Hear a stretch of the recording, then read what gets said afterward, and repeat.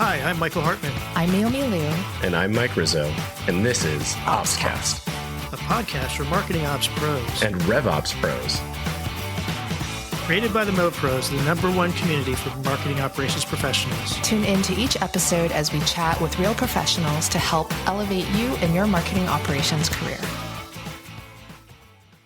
Hello and welcome to another episode of OpsCast, brought to you by marketingops.com, powered by the Mo Pros. I'm your host, Michael Hartman, joined today by co-host Naomi Liu, the Big White North. Hello. Naomi, that was kind of awkward. That was very awkward, Michael. I'm making. I wasn't sure if you were going to say anything. You just like awkward pause, and I'm like, okay, I guess I should say. You're just going to leave me hanging there. That's okay. Yeah. That's fine. I'm used to it. Well, let's get into it. So today, with the current economic environment, there are more people who are considering or have already started doing freelance or solopreneur businesses to either fill in the gap or to just really be a new initiative for them. We thought it would be good to have some real talk about what it takes to get started in freelancing and marketing ops. I think of this as, I just had a conversation with Jessica Cow a few weeks ago that is sort of the other side of that. If you're hiring freelancers or consultants or agencies, so consider this the other side of that coin. So joining us to discuss this are Lauren Aquilino and Sydney Mulligan, the co-founders of EMMIE Collective. Lauren is currently the CEO of EMMIE Collective. She has over 10 years of B2B marketing, customer relationship management, and email marketing, both in-house and as a consultant. Sydney is currently the COO of EMMIE Collective. She also has many years of marketing and marketing operations experience, both in-house and as a consultant. Both of these women have been Marketo champs, and Sydney was in the inaugural Fearless 50 class with Marketo. Lauren and Sydney, thanks for joining us today. Thanks for having us. All right. I like how you said that we're currently in these roles. Like we might fire each other. We might fire each other today. Any moment. I also am wondering, like, how long do I get to say, like, over 10 years? Like, I'm really excited to get to 10 years of marketing experience. And then, like, do I ever have to update that with how long it's been? Or we just always say over 10 years? I don't know. It's always over 10. Right. It's never like over 20. I'm not over 20, but it's never going to be over 20, right? Well, I'm way over 10. I'm probably over 20, so I don't know. I try not to talk about it. You get to a point where you don't want to talk about it anymore? Like our collective experience. Like we have 100 years of experience on this call right now. Easy. Near 100 years of experience on this call alone. There you go. Mm-hmm. Well, that's good. All right. Well, so let's kind of jump into it and just start with the basics. I think there's important steps that someone should take if they want to get to start as a freelancer. So Lauren, maybe you can kick us off here and talk about like what are just some of the basics someone should be thinking about if they're looking at starting out as a freelancer. Basics are not basic at all. Honestly, it seems like really you kind of mentioned this, Michael, but it seems like everybody's doing it right now. Like everybody's kind of like, oh, I'm on my own, or I'm starting off on my own. Obviously, like the economy is kind of tumultuous right now.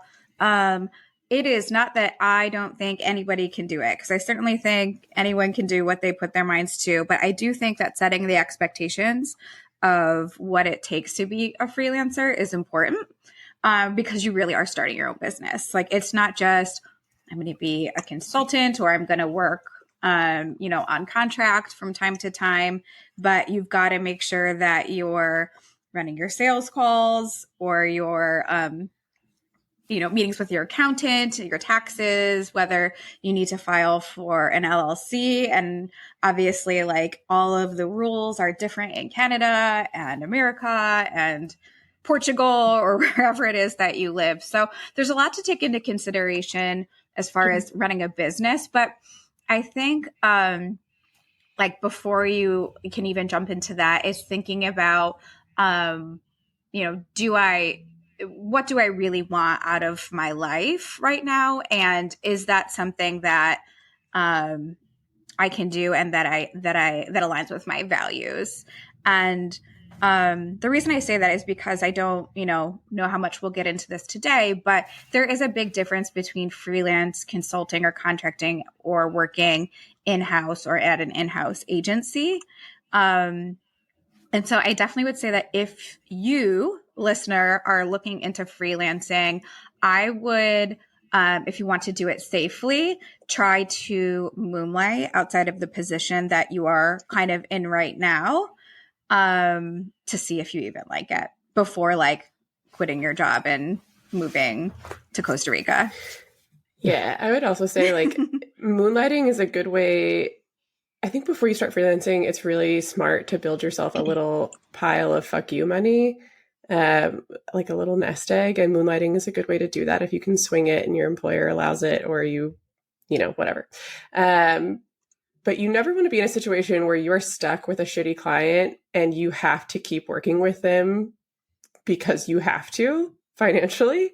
Sure. You need a little pile of money that you can tell a client to just go away, that nothing is worth your peace, that if they aren't paying you or things aren't going well, you can still take care of yourself.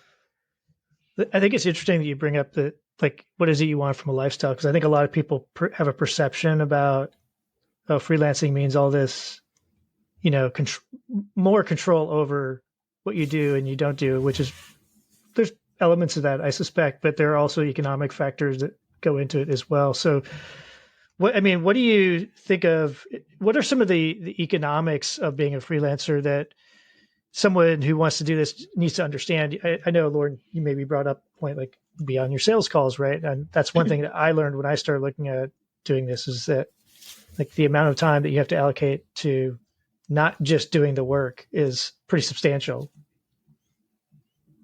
I mean, the first thing that I ended up outsourcing as a freelancer was finance, because I was spending hours a week chasing down late invoices, like literal hours. And so even before like Sydney and I decided, we can talk more about it later, but decided to kind of like pair up, finance was the first thing that I was like, oh my gosh, I need help. Number one, because it's not my forte. Like, I don't do that.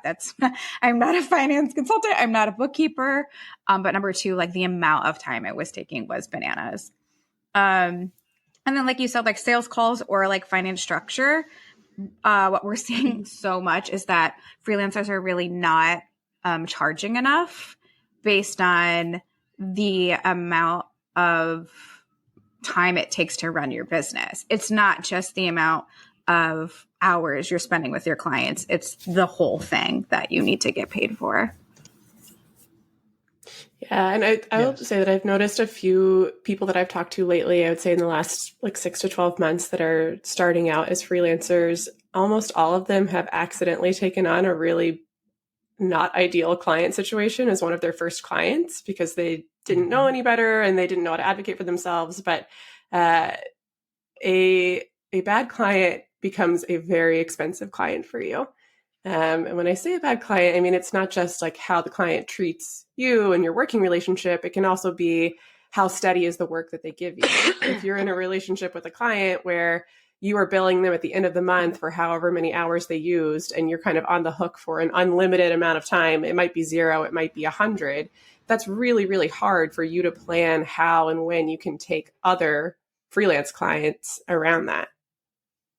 Yeah. I'm curious how much time you allocate towards like actually doing the work and client relationship development and like making sure there's like the postmortems and things like that, and just thinking about all of that as opposed to just kind of, okay, let me do the work, hand it off, here it's done. Like, what does that kind of split look like to you? It's a very interesting question, because I think before we started recording, you mentioned that you've never consulted before, like never been an agency, you've never been a freelancer, which is great. I've always been in-house. This is a really good thing to talk about, because I would say like billable time with a client is probably 50% actually hands-on keys doing work, and it's at least 50% what we like to call marketing ops therapy. Like we're like post-care, during care, pre-care, yes. all of the care. Yes. Yeah. Yes. It is much more like stakeholder management and like emotional care of your stakeholders and change management and all of those types of more relationship oriented things, what we would consider like consulting soft skills than the hard skills. A lot of people think that they are ready to step out and be a freelancer because they're really technically very good at their job. And that is wonderful, but that is not the majority of this job. The soft skills are much harder to learn. You can teach almost anyone the technical skills, but the soft skills are a real challenge. Yeah. And I think, Naomi, too, it depends like how many clients somebody decides to take on, because Helene Abeg, one of the freelancers that works with us on a couple of clients, she had mentioned this thing like perfectly when someone had asked a question similar to what Sydney was saying, which is like, help, I have a client that like wants basically me to be on call. And Helene said, you have to think that every client you have, whether it's 1 hour a week or 25 hours a week, has a minimum emotional investment in it. You're going to have a point person. You're going to have an email that needs to go out every week summarizing your work for the week. Like, just because someone is a small client versus a larger client does not necessarily mean like they're going to take less time to manage the non-billable side of things.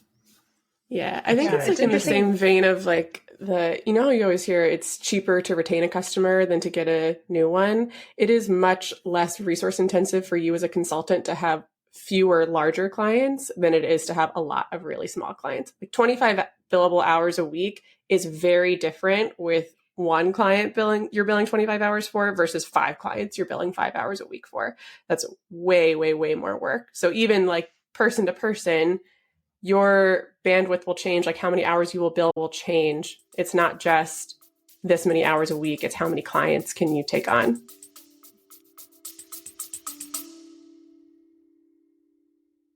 Hey everyone, Mike Rizzo here, CEO of marketingops.com and co-host of OpsCast. I've got a little secret to share with you, something that's been one of the best kept perks of our community until now. At marketingops.com, we've built a hiring program that's changing the game for marketing operations recruitment, and we're finally sharing it with the world. Our community is over 22,000 strong, and within that, we have over 4,400 members who are actively and passively seeking new opportunities. These are seasoned professionals with skills and experience spanning platforms like HubSpot, Pardot, Marketo, and so much more. Plus, we can help you fine-tune your outreach, targeting exactly the right candidates by region, years of experience, seniority level, or even agency experience. But here's the real cherry on top. When you hire through our program, your new team member gets a free membership or a virtual ticket to our annual conference. From day one, they're not just stepping into a new role, they're getting access to the training, networking, and support they need to hit the ground running. So if you're ready to unlock this incredible opportunity, it's time to let this secret out. Visit marketingops.com and find your next star teammate today. Thanks for listening, and as always, keep optimizing. So interesting, because when I know when I talked to somebody not too long ago, I heard something like 50% of the time would be doing work with the clients and 50% would be selling, right? Looking for the next bit of work. But that didn't even count in the administrative stuff. So I guess it's like 150% of your time goes into this. Is that what we're hearing? You do have to manage how much time you can actually bill. And I do think that's why it's important that people don't like undercharge. Because like I said, if you're doing per billable hour, then it needs to cover for everything. But if you think even like in a traditional agency, I think of this example, I don't think that I'm, saying anything that people don't know by saying that traditional agencies can be difficult to work for, that when you're an employee of those agencies, you are expected to bill a certain amount of hours with a client per week if you are a billable person. And so let's just say for math's sake that like you have to bill 37 hours a week out of your 40 that you're allotted for full-time salary. Like it's my best guess. And from some experience that like you are actually working way more than 40 hours and you're not even the person running the business. You're just managing your own inbox and your own clients. So I would say like multiply that by 1,000, bill as few hours as possible, make as much money as possible, have as few clients as possible, have a huge referral network. So you're not, you're not actually selling as often as you think you'll need to. and just, make big assumptions about how long things will take. Assume more. Yeah. Don't For sure. underestimate what those things are, is what you're saying. Yeah. It's funny because when I started my career in like IT management consulting, and when I was running projects and having to handle a lot of the billing stuff, and going through people's hours that they tracked, which is another thing that people are probably not used to, right? Tracking their hours down to 15-minute increments or whatever it is that you use. That we had this saying as people who were managing accounts, was like, charge all your time, but don't go over budget, right? So I was often cutting hours that were otherwise billable that we would in terms of what we would actually charge clients, because we had to sort of play that game. Now, this is at one of the big consulting companies, so fine, they can eat it. Who cares? Room for there was fat to be trimmed, if you will. So anyway, all this resonates as consistent. I think I said it, I think only somewhat in jest, that it's 150% of your time if you're going to do this, right? But it's probably greater than 100%. It's not a 40-hour a week thing, unless you are really, really good and you get some great clients, right? So, yeah, I mean, that's the thing about freelancing, is that it can be whatever you want. Yeah, it doesn't... I wouldn't say that, if you're going to become a freelancer, then you're going to be working 60 hours a week. Like, that was certainly my impression of freelancing before I joined Lauren and started EMMIE Collective, was, it seems interesting. I know that I could certainly make more money, but I know that I will be working way more than I really want to be working. And I just can't do that. Sure. Like, I need the security of being in-house. I was at an agency for a long time. I really enjoyed it. I went back in-house for a little while, and there were a lot of things that I really liked, like benefits. Benefits are nice. Paid time off, also something that is nice. Yeah, great. All things you don't have when you're a freelancer. But the point is really that you can make this whatever you want it to be. If you are someone that only wants to work 25 hours a week, then only work 25 hours a week. You're going to make less money, but maybe it's because you are doing something else, or maybe you are like doing some childcare that you'd otherwise have to pay for, whatever it may be. I think that's the real thing that is appealing about freelancing to a lot of people, is that it's very flexible. Yeah. Well, so let's talk about the origin story of EMMIE Collective. So the two of you started that not that long ago, right? Within the last 2 years or so. So how did that come about? How does it work? What a great question. Well, Lauren and I are a beautiful combination of really smart and sort of impulsive, and we knew each other only sort of through Kimmy Corrigan, who is another really wonderful marketing ops person out there. Kimmy was one of my clients a long time ago, and Kimmy was Lauren's boss a long time ago, right? She was your boss? Never. No. Never? No. You just worked with her? No, we were coworkers, and then when we split ways, we just stayed in touch. And Yeah. But then I was her boss. Somehow... No, I'm just kidding. That's not true either. We were connected through Kimmy is the punchline. Okay. We followed each other on Instagram because we both knew Kimmy, and we were both Marketo champs together at one point in time, though we never really knew each other because I was always at Atumos and she was always at Revenue Pulse. So we were sworn enemies for a long time. Yeah. Number one competitors. Yeah. Yeah. And Lauren had been freelancing. Do you want to talk about that? Yeah. So the way Revenue Pulse was working in the early days was we were contract only at the time, which was really great because I had 2 really little kids at the time. They were 2 and new or something. And so I actually did not want to do 40 hours, although maybe I did at first.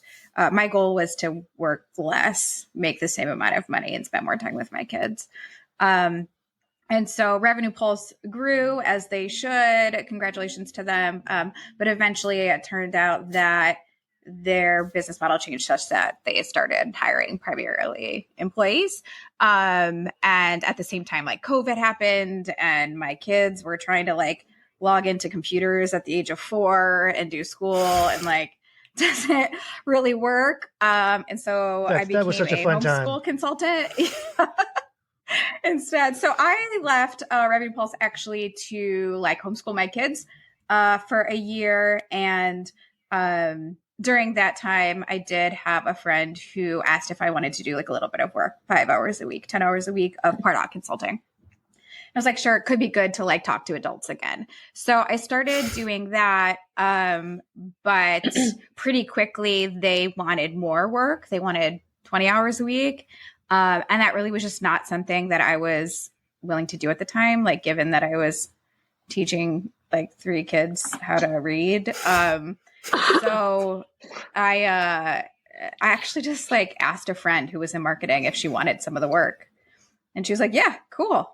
And that really was the start of EMMIE, because all of a sudden it was the 2 of us on one client, rather than just myself as a freelancer. And honestly, that's like a problem that you have, is like, now I need to manage. I have more work than I want, or I have work that I actually don't know how to do. Like, I'm asking questions like, I don't know, like they gave me this thing and I guess I'll just figure it out because I don't really have a team, like, right. I guess I'll Google it.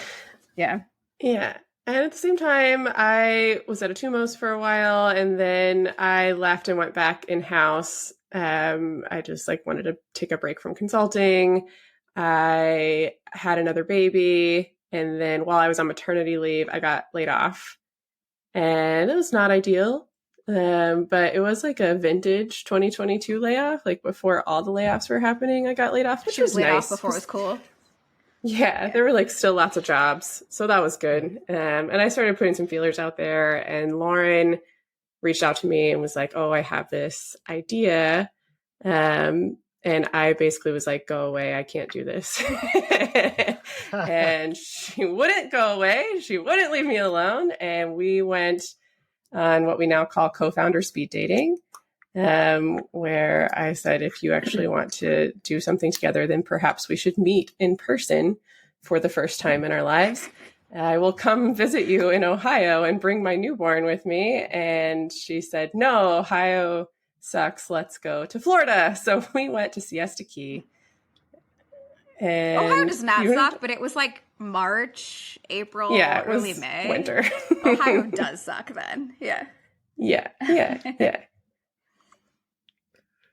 So that's it. Oh, that's it. But you're not like a traditional agency, though, right? Like, were you? No, we don't call ourselves a traditional agency. It basically, we went to Siesta Key, and we were just thinking of all of the things that we loved about consulting and all the things that we hated about consulting. Like, what were the parts of it that made it really, really not fun?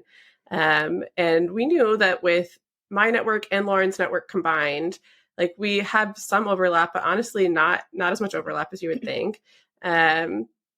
That we could make something that was really cool. Lauren was always very interested in doing this for freelancers, and I was always very much not, because I had never been a freelancer. I was not interested in being a freelancer. So we talked a lot about the reasons I didn't like freelancing, and we try to solve for at least some of those with EMMIE. We can't solve for everything, but a lot of the, like, I'm spending so much time doing things I'm not getting paid for. If I run into a client problem, like I'm just really on my own to figure that out, or I have, work come up that I can't take, or it's like outside of the boundaries that I've set for myself of how many billables I want to do. That's why we built EMMIE Collective. It was a way for us to kind of pool resources, both time, energy, effort, finances, finance, accounting people, all of that into one to make freelancing a little bit easier and more accessible for everyone. So we don't call ourselves an agency. We call ourselves an agency-ish. We're somewhere between a more traditional agency and working directly with a freelancer.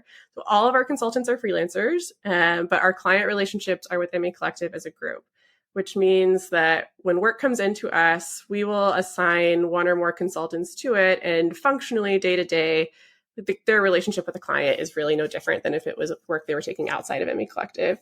But because the client relationship is with all of us, that means if that consultant is going on vacation and needs someone to cover for them, or they run into some sort of problem that they just need someone to brainstorm with them, or even the client is like, oh, I need someone that can do HubSpot admin support and like get my campaigns out the door. And, oh, by the way, do you know someone that can make me a new email template? We can provide all of those things for them under the same umbrella, which makes it a little easier for them too. And, when you're on your own, often you are working on your own. It is a little unusual to get to work on a team with other consultants when you are independent. So I think our consultants really enjoy that too, getting to work on these little fractional teams that we build for our clients. Yeah. I think that's my favorite thing, like beyond just being a network and a resource for freelancers, are like these power teams that we get to create in some projects. We had one of our members had like an ex company that they work for come to them and ask them to do like a Marketo to Marketo migration. Like ask them specifically, like, will you do this? And they were like, yes, I will. But I'm going to need like 7 other people on this massive project. So let's like go through EMMIE and build a real team that, you know, can get this project complete for you. So that I think has been like the most fun that I like have, and things that I think like we couldn't really have like dreamed up like what this could turn into.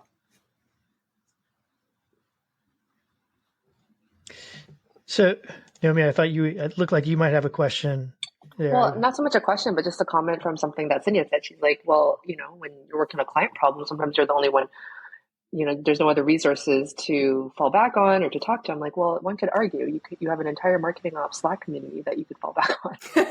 That's so true. And honestly, that's a lot of people rely on that, which is wonderful.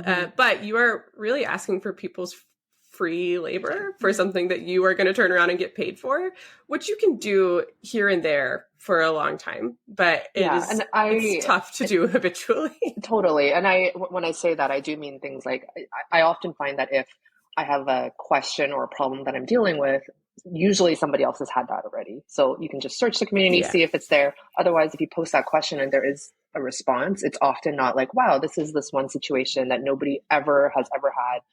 Someone else probably has something very similar, and it's kind of building onto that resource of information for people as well. So that's how I see it. Yeah, absolutely. Yeah. I will say one other just mild rebuttal is when you are also in the business of selling yourself to the people who are in that Slack community, it is a little maybe more vulnerable than you always want to appear to ask questions. Only because I will speak for only myself when I say I've certainly felt this way, both when I was at an agency and now at EMMIE. Asking a question in a community like that sometimes puts me in the position of like, oh no, what if one of my prospects looks at this and says, I thought they were an expert. Why do they have questions? Which of course is a huge fallacy of reasoning, right? Like everyone has questions, of course. But as these communities get bigger and bigger, like there are more and more very senior people in them, which is wonderful, but they may not have the context of, hey, everyone has questions sometimes. So it is nice to be able to work with other people who are, one, like on your side, and two, will also get paid to help you with a client problem, which is really how it should be. For sure. That's a great point too. But just kind of like piggybacking off of the, you know, growing as a community and the questions, I think in general, you know, the marketing ops community grows with the people as we kind of mature and get education ourselves and just mind share and whatnot, but totally understand like the vulnerability comment. And I think that's an important point to make for sure.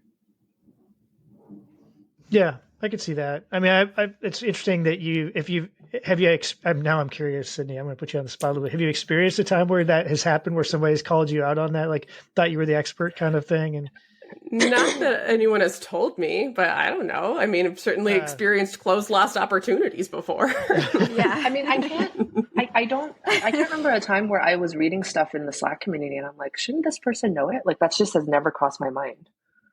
Right. But if you were That's already good. You're paying a nice her person. a lot of money to know it, Yeah. Also, that's also true. Like sometimes your clients are in there too. And like when you run into a problem for a client and then you have to go into the Slack community and ask the question, there certainly could be the impression of like, well, couldn't I have just done that myself? They're going to ask these people to tell them the answer for free.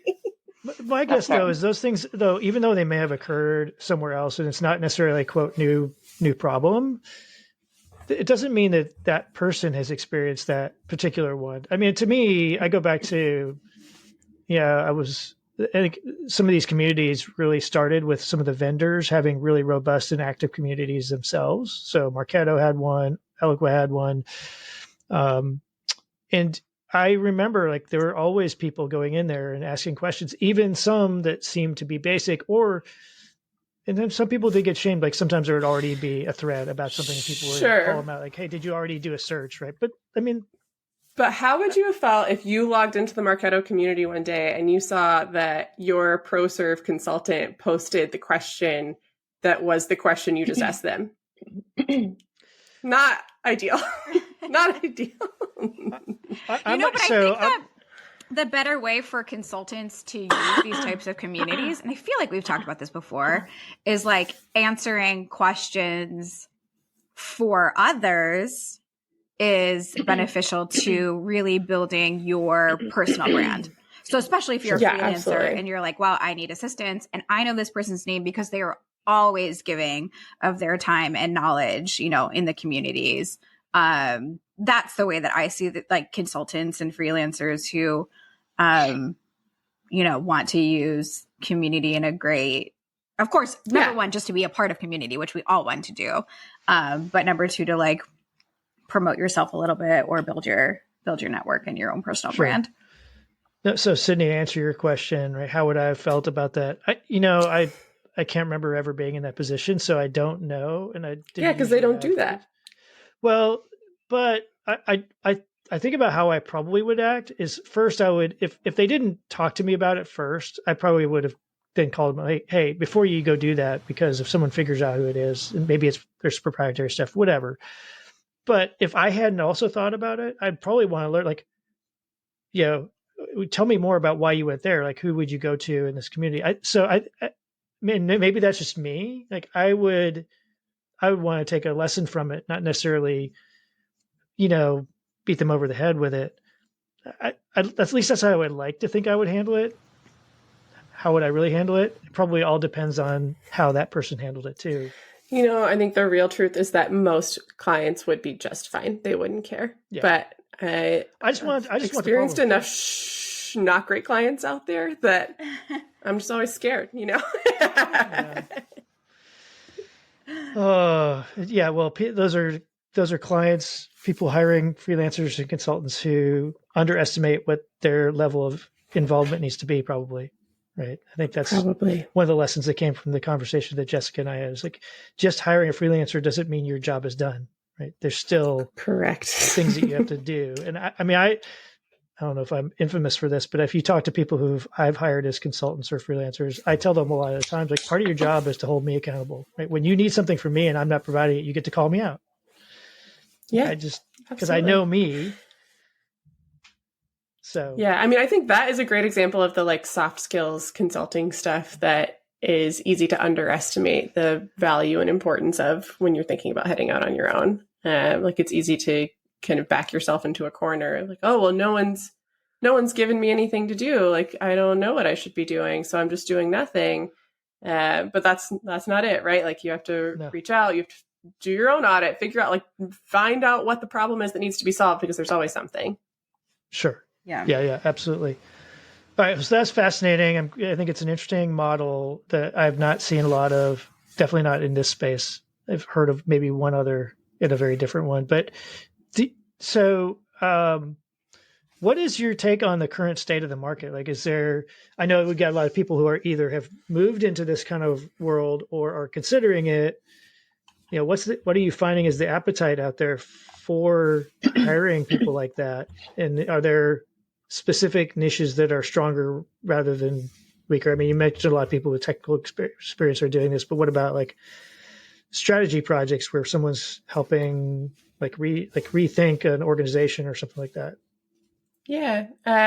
So in terms of the market for freelancers, like, I will say we have 57 active consultants at EMMIE Collective, and a waiting list to be a consultant at EMMIE Collective that's twice as long. There's 1 million billion people who want to be a freelancer right now, which is great. It is, I think, definitely a function of the job market. There is, plenty of work. There's plenty of work out there. Just, the same reason that there's plenty of people available to become a freelancer is because of all the layoffs. There's also plenty of work to be done. A lot of companies that have to reduce headcount obviously still have work to be done. And it's much easier for them to secure budget to get a contractor or consultant than it is to get an additional headcount. It also just looks like a little bit less of a business risk to the company to take on a contractor or consultant than it does to take on a full-time headcount, which is great. I was actually talking to one of our consultants not too long ago about this. Like, the market is great for consulting work right now. There's a lot of consulting work out there. But I'm seeing the job market start to rebound a little bit. Some of the consulting work is drying up a little bit. And I was like, man, like what's going to happen when this really dries up? And I think what's going to happen is all of the people who did not hire a consultant for the last couple of years are going to realize that all of their stuff is falling apart. And those people will be hiring consultants to come in and fix it. So it can be a little feast or famine at times on work that's available, but there's always work out there to be had. And we have always been very pro abundance mindset. There's enough work for everybody. Like, let's share and collaborate as much as possible. Yeah, it's interesting. I'm glad to hear on the one side that you're seeing signs of improvement on the hiring side. I know there's a lot of people who probably take that as a positive sign. So that's interesting. It's interesting that you bring up that point about that there's less liability by hiring freelancers and consultants. I think one of the things, and I do some coaching and mentoring of people, especially who are new to managing a budget or managing teams. And one of the things I talk about is like, I wouldn't be considered creative in the way that most people think of it, right? I'm not an artsy kind of creative person, but I'm really good at juggling resources, especially financial ones. And I've always been really good about knowing, like, if I've got some money in my budget that is not allocated to something and I can't move it to headcount, which has a whole different set of financial concerns about it, and I can use that to bring in somebody even temporarily to work on a project. I've done that many times where I figured out how to do that. And I think if you're a freelancer and you don't know how the hiring managers think about managing their budgets, you need to go figure that out. Mm-hmm. Mm-hmm. Absolutely. Yeah. It is much easier, less overhead. Yeah. The secret is that they don't consider freelancers human beings. I'm just kidding. They consider us more of a tech and services line item than the headcount. And they are two totally separate budgets. Yeah. However, you got to get those checks to clear is great. Michael, you said something earlier that I want to make sure I go back and address too about what types of work we see are like the most in demand. I will say that most of the work, and this is certainly a function of the way we position ourselves. So I would not say that I hesitate to speak for the entire job market, but most of the work that we see coming in is for technical services. I need a HubSpot admin. I need a Marketo admin. I need a Salesforce admin. Wonderful. I do get a fair amount of consultants that come in and do not want to do technical, like hands-on keys type work, are more interested in like, oh, I would like to help you. I would like to discuss your marketing tech strategy with you. I'd like to talk to you about how to build your marketing operations team. We do not see a lot of work like that come in. Very often, like the easier work to outsource is the technical work. It is like a little more finite. It is easier to understand when you're trying to get a budget approved of like, I need a Marketo admin to help me build this thing. That's easier to talk about. It can come across a little fluffy and be like, I was consultant. I bet Naomi could speak to this too. I know from my standpoint, when I've looked at that, it's a much more tangible ask to say, I need to bring a resource to do X, Y, and Z. Exactly. This percentage of their time every day, every week. For this period of time. And as long as it's something that we can go point to, like emails got out the door, we cleaned up our database, whatever those things are. Whereas the strategy piece, as important as it is, and I'd follow that. It is very important. That would where I would probably lean towards. But what I've found is if I've talked to people about doing that, like as a side thing, right, that there's not much of that. And I think often like organizations want that type of strategic direction. Like the call should be coming from inside the house, like they don't necessarily inherently trust that someone from the outside is going to give them proper strategic direction, where it's much easier to trust like, okay, we have this platform, this person's an expert in it. Fine. Like they can build whatever they need to build. But a lot of the strategic stuff is, super specific to the business. And even when it is a little bit more focused on marketing ops, because you're selling it as like, this is strategic advisory about how we're going to do this thing for our business, the people that have to sign the checks on it are just like, no, we have advisors, we have a board, we have whoever. Well, and I do think it's a function of budgets potentially now in the climate as well. It's like, we need to survive this cycle. Like, let's talk about it next year. And Sydney, you kind of hinted at this. It's not that I don't necessarily think that marketing ops could, benefit from that type of consulting, like a tech stack assessment or build or something like that. But if the people signing the checks don't necessarily have the belief in that department or that function, then they're certainly not going to be like, here, yes, like, take all the money you need to make this the best function possible for our business. Yeah. So the way I would think about it, so I agree with all that, right? And I've been in the spot where I think it would be useful. What I think is missed a lot of times by the senior executives who don't fully understand all this stuff. They probably don't understand marketing in general and this is not a knock against these other executives, it's just they don't have the experience. And so it's easy to point fingers. What I think is underestimated, and this probably applies to other functional areas beyond marketing, is that you either don't have the skill set that you need to do that kind of strategic thinking and work, or more importantly, you don't have time within the team. And so that's where I think the benefit of bringing in somebody, even if it's temporarily, maybe even think of something like a chief of staff, for the CMO, who's going to help do this sort of strategic project planning kind of thing, might be a good use of that money and generate a lot of leverage from that. All that being said, I think it's a really hard sell internally as well.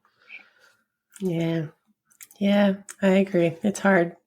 It's valuable, but the job market being what it is right now, marketing ops has always kind of been at the bottom of the stack anyway, which is unfortunate.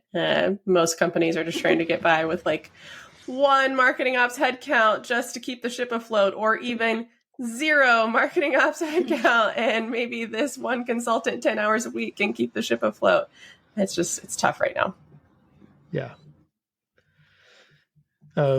Naomi, have you had experience with any of this kind of stuff? Have you brought in freelancers much at all, or do you? No, actually not at all. The only time that I've been here at EFI, it's the only time we had an external vendor was when we did our Marketo implementation, and then we brought in a partner to help us with that. But even then, it was more so just getting us initially ramped up, and then towards the end of the engagement, it was kind of double checking our homework, right? So like we would do the work and then they come in, help validate and be kind of that like sounding board or resource to guide us in best practices and whatnot. After we had kind of gotten the hang of things before we actually did the full cutover and went live. But aside from that, I've never had to, either because there has been the resources on the team to do so, or I've hired and stacked the team in a way that,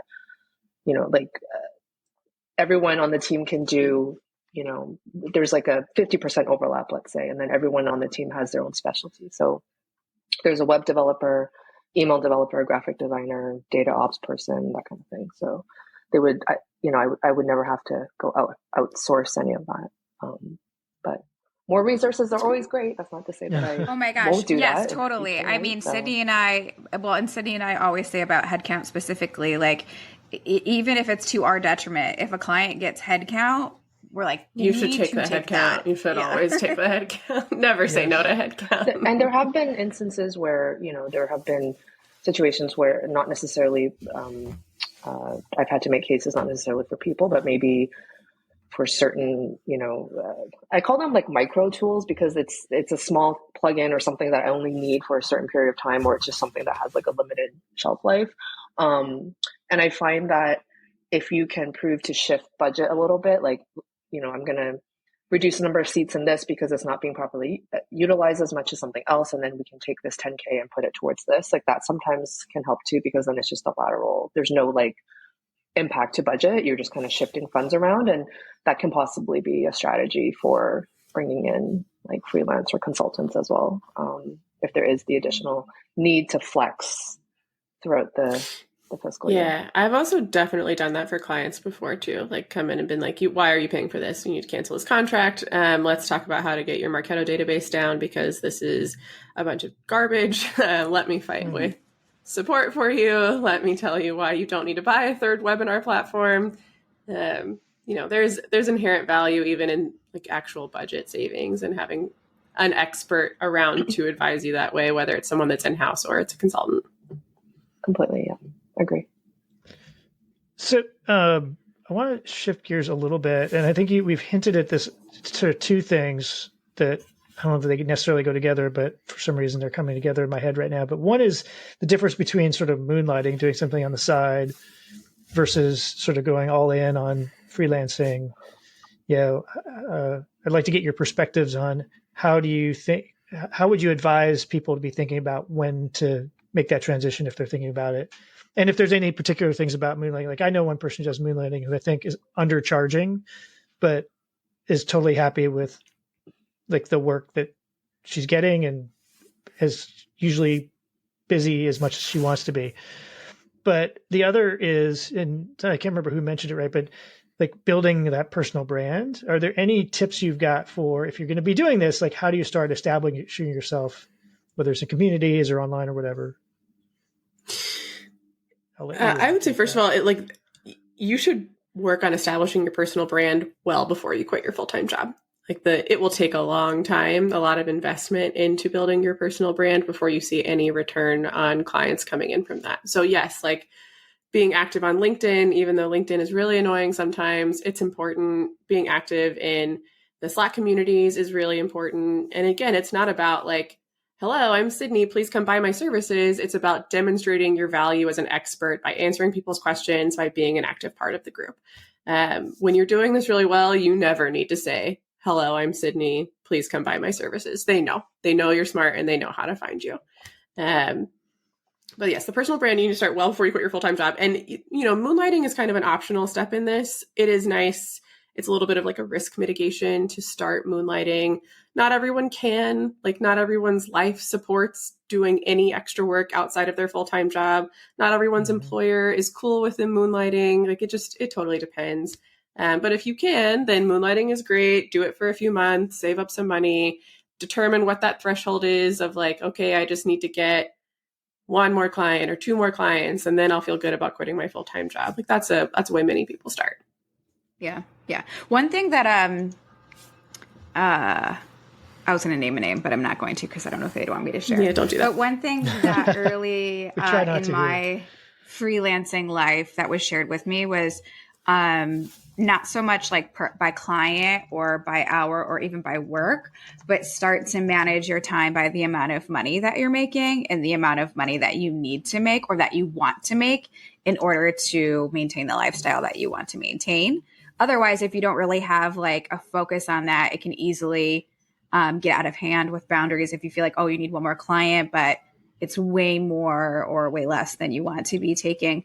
And then this person, showed me that their own layouts, like when they have enough money per month or per quarter, they're done like staffing themselves and they can kind of like take a break there.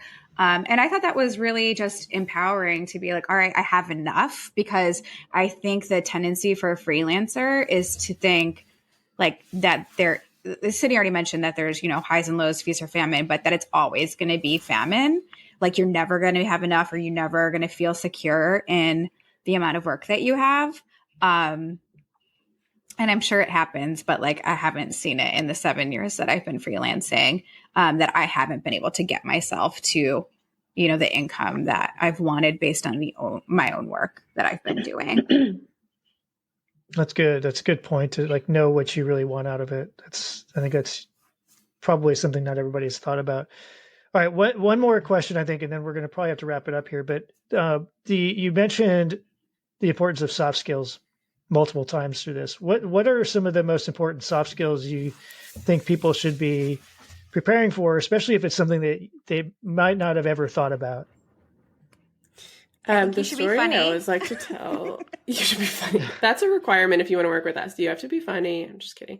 I'm not really kidding. But the story I always like to tell related to this is when I just started consulting, at Atumos, I had never consulted before. I was still very early in my career. I was on one client, thankfully with someone else who was more experienced than me. And I was on a call, like our weekly check-in. And they were like, okay, Sydney, what are you working on this week? And I was just like, I don't really have anything going on. So, just let me know if you need anything. Should never do that. Don't do that. But it's, you every single day that you are a consultant, whether you are at an agency or you are freelancing, you are selling yourself. It is not just, talking about the value that you're providing, but it is providing the value and making it clear what value you are providing. I think that is super important. It is easy to just kind of float along and be like, well, everyone seems happy and I seem happy, so I'm sure this is fine. No, like you need to be communicating every week. This is what I'm doing. This is what I'm planning to do. This is what I'm blocked on. This is what I need from you. You need to make it very easy for them to work with you so they will want to keep working with you. Yeah. I mean, consultants are a lot of money, right? And I think that budget owners are very aware of how much they spend on this, on this time. So even like in meetings, please be self-aware of like how much time you're talking about nonsense. Not that small talk isn't good, because of course you want to build that relationship, but I've been on calls with consultants where it's like 9 minutes into the call and they're still talking about like what they did over the weekend. So time is valuable. Time's very valuable and they're paying you for your time. So I don't know if this is a funny story or not, but early in my career, I did consulting too, but it was like a very different domain. It was IT type stuff. And I did stuff on financial systems. So we had a client where I was the lead on. We were embedded with the accounting team because we were implementing an accounting system and some reporting. And I had a guy on my team who I was still pretty young then, but he was younger than me. And he would go out and party. And his work was fine, but I think what he did, he came in, he'd started talking about it fairly loudly around all the accountants who wrote all the checks. And I had to pull him aside one time, and I said, look, I don't care if you go out, I don't care if you talk about it to me, but you can't talk about it like that here. These are people, like, they see how much they're paying us, and you cannot do that. And it's just, that's the kind of self-awareness you have to have, I think, is what you're saying. I think we've touched on other things like knowing your value and negotiating and stuff like that. So this has been fantastic. And, I would love if people want to catch up with you, Lauren, Sydney, if they want to learn more about what y'all are up to, EMMIE Collective, whatever. What's the best way for them to do that? Slide into my DMs, man. We are both in. We're both in the Slack communities. Don't say bro, though, okay? We're both in the Slack community. We are both on LinkedIn. Please find us there. And you can also go to our website, which is emmieco.com, and see all of our stuff there. And you'll find our podcast there if you are interested in torturing yourself in that way. Yep. All good. Well, thank you again. Thank you to Naomi, who had to drop a little bit early. So appreciate her being on and sharing her insight as well. And thanks to all of our audience out there for continuing to support us. We look forward to sharing more of this with you in the future. Bye, everyone. Bye. Thank you.